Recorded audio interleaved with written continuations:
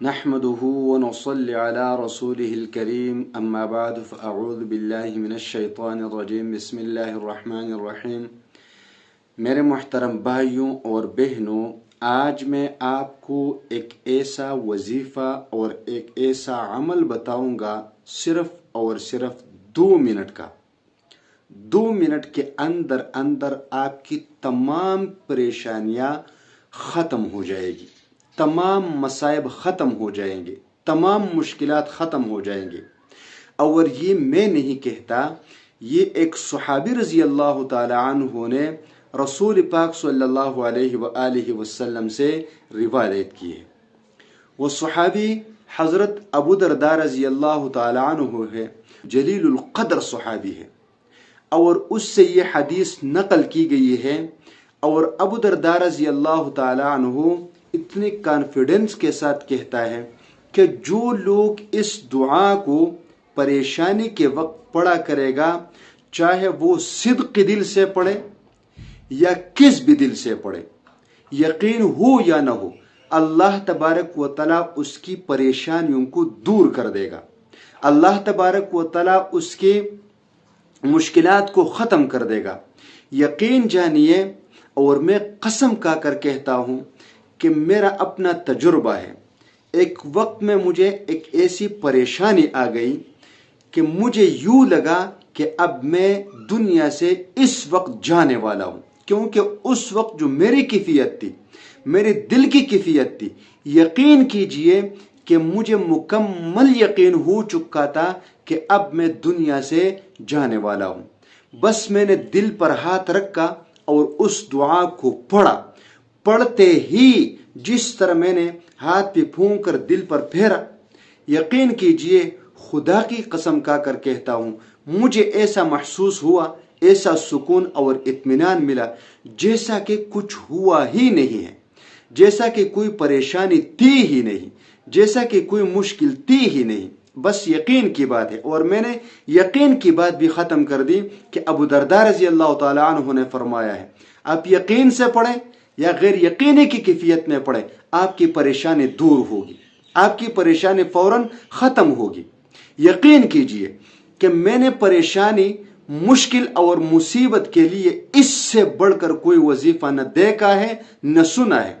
میرے علم میں جتنے بھی وظائف ہیں تو کم از کم ان وظائف میں آج تک مجھے کوئی ایسا وظیفہ نہیں ملا کہ پڑھتے ہی آپ کی پریشانی دور ہو، اور اس کے لیے یہ شرط بھی نہ ہو۔ عام طور پر جب ہم آپ کو وظیفہ دیتے ہیں تو آپ کو یہ باور کراتے ہیں کہ بھائی آپ نے نماز 5 وقت کی پڑھنی ہے، آپ نے صدق دل سے وظیفہ کرنا ہے، آپ نے یقین کے ساتھ کرنا ہے، آپ نے یکسوئی کے ساتھ کرنا ہے، تب جا کر آپ کو کامیابی ملے گی۔ لیکن اس وظیفے میں یہ شرائط ہم نہیں لگائیں گے، کیونکہ صحابی نے نہیں لگائے، رسول پاک صلی اللہ علیہ وسلم نے نہیں لگایا، اور امت کے بڑے سے بڑے علماء، بڑے سے بڑے صلحاء کا یہی عمل رہا ہے کہ انہوں نے صبح اور شام یہ وظیفہ اپنے معمولات میں شامل کر لیا ہے، اور یقین کیجئے کہ اللہ تبارک و تعالیٰ نے ان کی حفاظت فرمائی ہے۔ تو پریشانیاں، کون کہتا ہے کہ پریشانی نہیں؟ کون کہتا ہے کہ میرے سامنے کوئی مشکل نہیں؟ کون کہتا ہے کہ میرے سامنے کوئی رکاوٹ نہیں؟ کون کہتا ہے کہ میرے سامنے کوئی مصیبت نہیں؟ ہر انسان پر کبھی نہ کبھی کوئی پریشانی آتی ہی، ہر انسان پر کسی نہ کسی وقت کوئی مشکل ضرور آتی ہے، ہر مسلمان پر کسی نہ کسی وقت کوئی مصیبت ضرور آ پڑتا ہے۔ اب آپ کو یہ اندازہ نہیں ہوتا کہ اس پریشانی کو دور کرنے کے لیے میں کیا کروں، اس مصیبت کو ختم کرنے کے لیے میں کیا کروں، اس رکاوٹ کو دور کرنے کے لیے میں کیا کروں۔ تو آپ کو جب کوئی راستہ نظر نہ آئے، فوراً کھڑے کھڑے دل پر ہاتھ رکھے اور یہ وظیفہ پڑھے۔